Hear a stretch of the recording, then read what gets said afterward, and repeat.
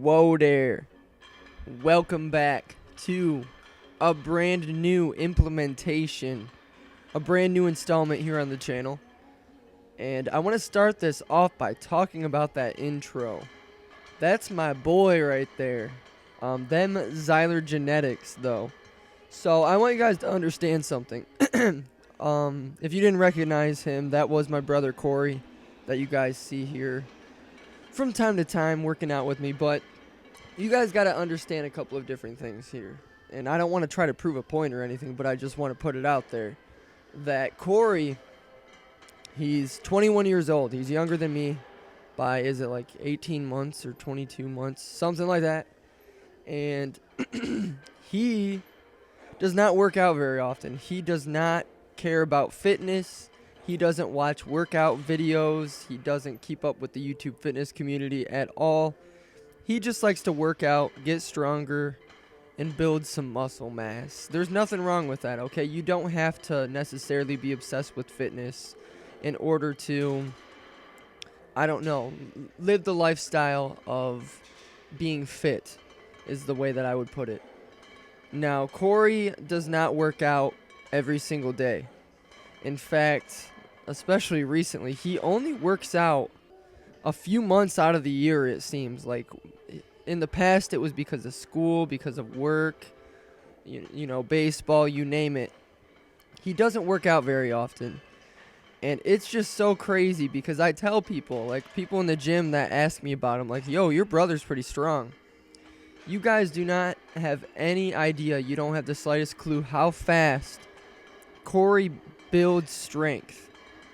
And I think the majority of it is due to his eating habits, because I'm sure he won't be embarrassed when I say it. He eats like absolute shit. And it makes him turn into a bull, I guess, in the gym. When he has all those dirty foods that he's consuming, man, I don't know what it does. It gives him superhuman strength.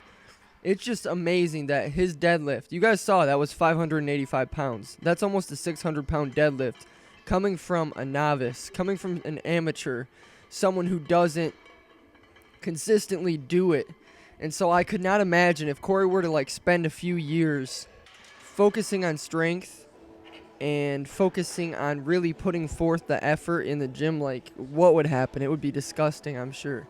And his numbers, I'm not really sure what his other numbers are. His deadlift max now, as you can see, is 585. His squat, I believe, is 405. And his bench is 305 at 21. And I think those other numbers were actually from when he was like 19 or something like that. I don't even remember.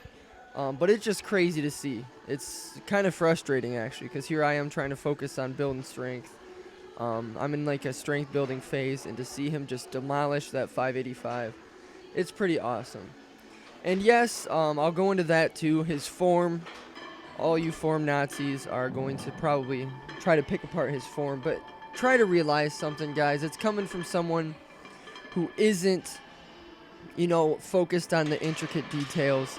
It's a person who is, at that time, I'm sure he was pretty upset because we just had a dog pass away that very day that he was doing those deadlifts. So that was probably a rage type of a lift. So your form's not going to be impeccable. And not only that, but when it's a max out effort deadlift, nonetheless, things are going to fall apart a little bit. I take responsibility when I freaking go and try to do a max deadlift, max squat.